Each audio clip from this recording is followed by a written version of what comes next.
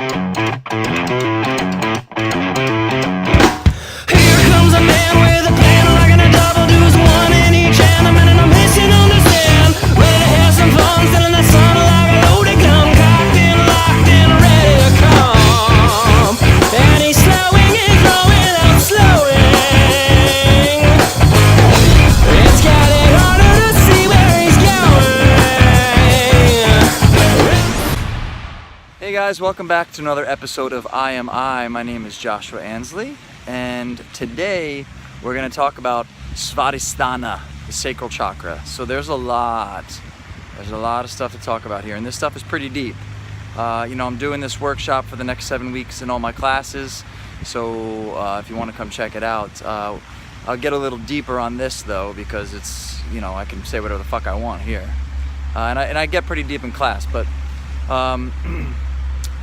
so the sacral chakra, the second chakra, right? The idea is that we have gotten that solid foundation down through Muladhara, through that root chakra first, right? That is essential. So as we talked about that, there's a relationship in each chakra. And in Svadhisthana, it moves up to me and you. So the first chakra is my relationship to myself, or your relationship to yourself, our relationship to ourselves, right? So we get that solid, steady foundation so we can move up into these higher areas and being able to relate to other people and being able to relate to humanity and God and things like that. So as we move up into Svadhisthana, this is where we move from the earth, the steady earth, and we move into water and we start to flow a little bit. So we're not so, we don't want to get stuck. If we just have this stable grounding and we don't open up through the other chakras, again, it's not just about being top heavy, then we're just too stuck and grounded, and we'll be stuck if we don't allow ourselves to flow. We'll get stuck in our old ideas, we'll get stuck in the past, we'll get stuck in all this stuff. So we open up into the water element and flow, right? Now, what I want to get into is where it's kind of heavy. Like, first of all, this is obviously the chakra of sex organs and things like that, right? So this can get pretty deep about our relationship to sex, how we view sex and love. See, what's really interesting is that most people would think that, okay, a relationship to someone else and this love sort of thing would be in the heart chakra, right? Up here in the heart space, in Anahata. But really that is love, but love is a universal thing, right? The equation, we'll get into it when we get into the heart chakra, but the equation is love plus selfishness is what equals attachment, right? So down in the second chakra is about sexuality. It's not just about sexuality, but it's about sensuality and how we connect to other people, right? So our intimacy, our honesty, our truth, opening up through self-expression and through our creativity. If we're not honestly really getting down to the truth of who we are and expressing that and being allowed to express that, if we're blocking emotions, Svadhisthana is the seat of our emotions, right? Different systems talk about different things, but this is what I find it to be for me, and it makes a lot of sense. A lot of deep, old, rooted emotions are stuck here in Svadhisthana, in the hips, and that's why when we have a big hip opener in class, which is what the Svadhisthana class would be, the sacral chakra opening, it's a lot of hips, a lot of frog, pigeon, those kinds of things. There can be a lot of emotions that come out in this space. Because let's face it, right? We are all pretty fucked up when it comes to sex. We don't have a fucking clue. And I will tell you this, that a portion larger than you would ever imagine, like the ratios that are huge of people that have been sexually abused, right? And if we have that in our past, it's going to take some work. Maybe some of us don't even know that we have it. And it's because it's not just so blatant as some sort of actual activity that happens. There's all kinds of covert incest that can happen, and misunderstanding of sexuality and relationships, things like parentizing, or concepts called like emotional incest and things like that are pretty fucking deep. So it's not just incestuous physically, but it's emotional incest. And so those are really, really deep concepts. If you have any deep issues with that, or like what the fuck is that, you can message me personally. But it's working down into these understandings of sex and the difference between sexuality and sensuality, and the difference between sex and love. Now, that being said, when you combine sex and love, oh my God, it's a beautiful thing when you can connect with somebody intimately through your sacral chakras and open up through your heart chakras and have all the rest of them open up as well. I mean, the union can be unbelievable, right? I mean, literally out of this world and beyond our comprehension. But understanding that sex and love do not have to be connected, and if we are ultimately connecting them entirely always, we are actually doing ourselves a misservice. Not talking about just going and having rampant sex. I mean, if that's fine for you, but actually in the second chakra is where addiction happens, right? Whether it be sex addiction or any addiction, because it's about pleasure. It is about allowing joy and pleasure into our lives, right? And there's a lot of us actually get into addiction, whatever it is, whether it be sex, love, food, fucking Facebook, whatever our addictions are, stuff that you don't even realize that you'll have, you know, anything that basically you can't live without, with your stability, that is giving you stability. Because when you are grounded through your root chakra and grounded into yourself without anything else, without the need for anything else, that's when you are truly stable, and then can move up into the emotional states through your sacral chakra and allow those emotions to flow and allow that creativity to flow. I mean, my creativity has been checked because I've feared retribution. I feared being locked away in a mental institution. That might even be why I got into my artistry, because that was a safe space to be able to, convey my thoughts and emotions. And even there, it was getting checked because, like, oh, what are people going to think? What are people going to think about, this deep, fucked up thing that I'm thinking, or these thoughts that I'm having, like the Marquis de Sade or whatever, right? I know I was going back to the Marquis de Sade, but so when we're talking about sexuality, I want to get into something deep here. This is probably going to be a long one as well. I want to talk about the masculine and the feminine. And if anybody knows me well, or if they, follow this, I want to make sure that what I'm clear about is I'm not talking about man and woman. I'm not talking about the gender. It belongs in the body, or it lives in the body. Gender identity, that is a different thing, right? So if you're like somebody who understands gender identity, and you're like, what is he talking about? Gender lives in the body. I thought he was the blah, blah, blah, whatever. Just understand that gender, so male, female, of being in this physical world, I am a male. I cannot deny the fact that I am a man in this world. So maybe put it that way, as a man as opposed to male, right? But male, female is different, because within our relationships, there's a polarity that is created between the male, female, between positive, negative, between the two polar opposites in this world that actually cause things to come together. It's what causes this reality, right? Is that prakriti, the nature, and that steadiness that is the masculine energy. This is not about man, so take it out of that idea. Typically it will go towards men and the feminine will go towards women, but the masculine energy is linear, it is strong, it is goal oriented, it is straight and strong and steady. The feminine energy is the unknown, is the mysterious. It's wild and erotic and erratic at times, and it's being able to live in the unknown and the wildness of being a human being, of the fullness of our emotions, right? So that's why typically, and I don't fall into this typical nature because, I oftentimes feel like a bi-curious lesbian trapped in a man's body or something like that. But typically, for most people in the world, they understand the masculine as being men and the feminine as being women. Now, the second chakra, the sacral chakra, is a very feminine-based chakra. There's a crescent moon as part of the symbol of it. It's water, it's flowing. It's that creative expression, and if we don't step into those deeper emotions, we'll not be able to fully express ourselves in this world as we want to actually do. So, understanding that this can happen, you can be a woman in a relationship with a woman, and one of you, to have that polarity, will be taking on a masculine sort of energy, and one of you will be taking on feminine, or let's say positive and negative. I don't like to go positive and negative. I'm talking like energetically, so not necessarily good or bad or anything like that. But we're talking about in this physical world, energetically, right? So as you get into understanding some deeper principles, I've talked a little bit about esoteric understandings of like Genesis and things, and I think it's Genesis 3:23. They talk about we were banned from the garden, right? Because the woman fucking gave us that fruit. And it says they banned us. I say they because it says lest they become like us. What the fuck is that about? I don't know. But perhaps just as we have this creative energy and this ability to make babies, right? So we have this divine power within us to make babies through the union of our sacral chakras. It doesn't even have to involve love whatsoever. We can make a fucking human being on this planet. But we don't actually create all of that, right? We don't put the emotions into that person and that thoughts and the mind and we can't control how it comes out. So there's still some divine source that's all coming from, or some divine intelligence in some way that's coming together, right?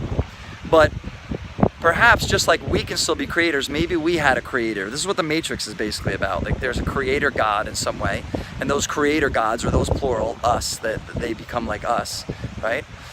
We're keeping us subjugated, maybe even for our own good, and maybe it is for our own good because we're not ready, right?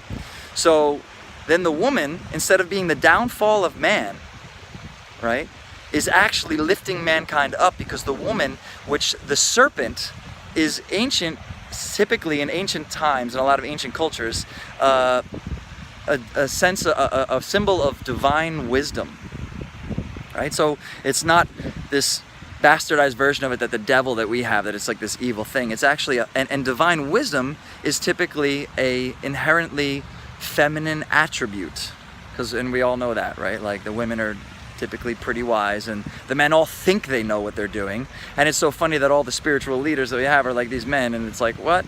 I mean, in the past, like of course there's like wonderful spiritual women like coming forth now, and because, you know, but I'm talking about in the patriarchal society of like coming up where, you know, originally it was all men doing yoga and then women weren't even allowed to, and it's fucking ridiculous. So in that regard, as we move that kundalini, which the thing is that kundalini energy that runs up the spine is actually represented by a serpent, right? And that tree of life that is being blocked, that we're being blocked from, is actually the spine. And it's this chakra system. So we move up into our own divinity lest we become like them. And perhaps, maybe for a few of us, we are ready to become like them. Perhaps we're not, and we fry out our complete nervous system and we end up in a mental institution. I don't know. Make sure you got a solid foundation in your fucking root chakra before you get up into this shit. Because like I said, this is where addiction happens, and this is where, because it becomes desire, because it is about joy, it's about sensuality, it's about moving into the fucking hips.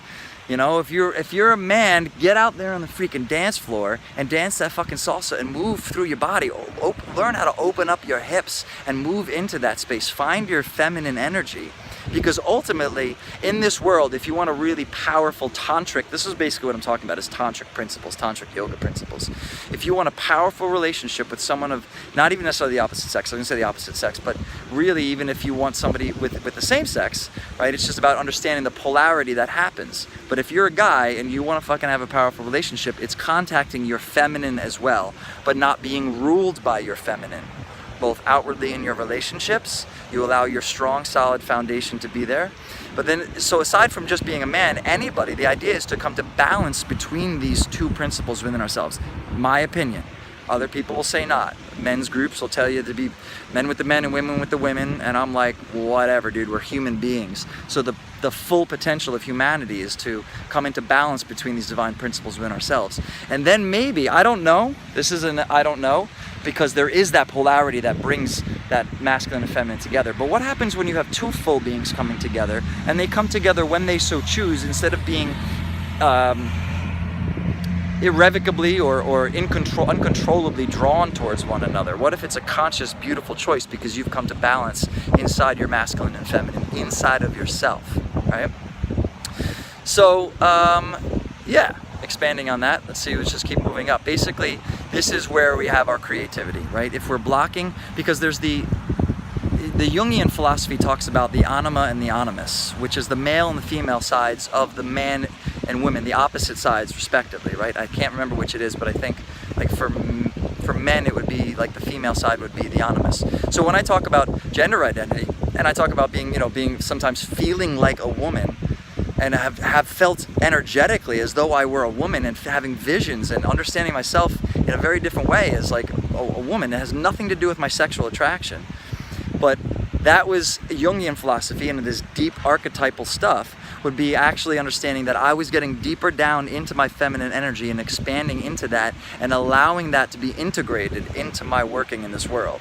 And that is what then come into balance and actually heightened my masculinity when I was able to balance the two, as opposed to at times the feminine has come up and dominated, but making sure that it doesn't dominate, and it's not, nor do I want it to be dominated, right? I want it to come into a healthy balance where the man and the woman, the masculine and the feminine, stand side by side, not in a longing embrace stuck to each other as lovers, but standing next to each other, hands together, looking forward in the same direction as lovers. That is a beautiful, healthy relationship.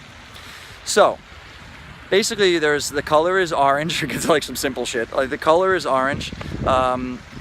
There's a really cool, the mudra, which I can't do because I'm using my hand, but basically the middle finger, the pointer finger, and the pinky come interlaced together in towards the palms, and then the pointer finger and thumb come together and they make what's called the yoni.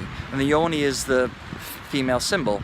And if you take that down and put that and meditate on, orange orb basically down in your, it's about 4 fingertips below the navel is where it's typically thought of. So it is this whole sex region in that area there. This is where also we get into, you can use that mudra and breathing techniques. The breathing techniques are very cooling breathing, and if you just focus on flow, opening up through the hips, so poses that open up through the hips with yoga, and if you focus on water, on the concept of water, getting into the water, taking a bath, maybe imagining yourself as that deep ocean where even if something is dropped into it and it's disturbed up at the top, it's just the top, but you are that vast ocean of emotions that is undisturbed all the way down. But you can tap into those emotions and not be disturbed by it because you're grounded down through your root chakra down below. So let's see, what else? Okay, so in this place, this is where, again, if we have overactive and we're not balanced through all the chakras, we get into codependency, right? This is where we get connected to another person. This is also where, as a result of codependency, the negative archetype is the martyr, right? So it's like, why do you do what you do? Like, it's not really beautiful to be a martyr, especially if you're consciously trying, oh, I did all this and all that, and trying to be the martyr. The positive archetype is the centered self, right? So the ability to dig down deep into ourselves, into that foundation, and open up into this beauty and love, not being afraid of the emotions, and not being afraid of not being afraid of the wild, erotic nature of who you are as a human being. Fuck the sexuality. I'm not talking about getting stuck in sex addiction and fucking and shit like that. It's not what I'm talking about. That is a result of not having a solid foundation in the shit that is working below you, and not having a solid foundation with yourself and needing something else to fulfill you. But when you allow yourself to open up into the beauty and the fucking sexuality and the sensuality and the wild, this country is founded in these, I was gonna say Protestant, what am I saying? In these, shit, why am I skipping the word? Now I'm gonna have to cut here. This country is founded in, what's the fucking word? This country is founded in these really puritanical beliefs, and it's been several hundred years, but we really are, and it's caused so much shame and guilt about ourselves as sexual beings. If you look at the rest of this world, I mean, there are places where sex is not so, it's not this taboo thing, and it's able to be expressed openly and beautifully. And it's really a shame that we have this in this country, and we have to work through that. That has to be gotten over, right? Owning who we are sexually and not shunning away from it, not having sexual anorexia or anything like that. This is also where actual anorexia and food issues come in a lot down here in the sacral chakra as well. But really, when we open up into this space, this is where we can let that creative energy flow freely. So maybe doing something creative for yourself today, whatever the fuck it is, tap into that creative energy, know that you have that creative energy, that not allowing ourselves to deny and repress these emotions. Repression and suppression and shoulds are the worst fucking thing that has happened to this goddamn world, right? So I always talk about the 10 Commandments being the byproduct of a spiritual life, not things that keep you there. Some of us, most of us, need to have those rules and regulations. Why? Because you're a fucking selfish dick. if you weren't selfish and you opened up and really understood how to sit through your pain and all your emotions and make it through that, then you could sit with someone else's pain. And I will tell you this, you can't even handle the joy that is available to you in this life because you're not able to handle the pain. When we tap into our darkness, when we accept that darkness of who we are, we can open up brighter into the light. And that is fucking creativity happening in the sacral chakra. So breathe into that shit, maybe some cooling breaths through the teeth, inhale, or through the circular tongue, and breathing in that way, some really cool breath. And there's a street cleaning machine is probably getting pretty loud, and that's like 20 minutes or so. So I love you guys in the Keshalakin. I am you, you are me. Namaste.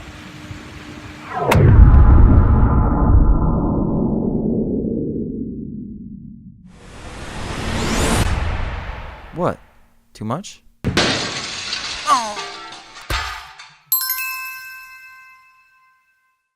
And also the sense related to the sacral chakra is taste, right? Which is actually a very sensual thing, right?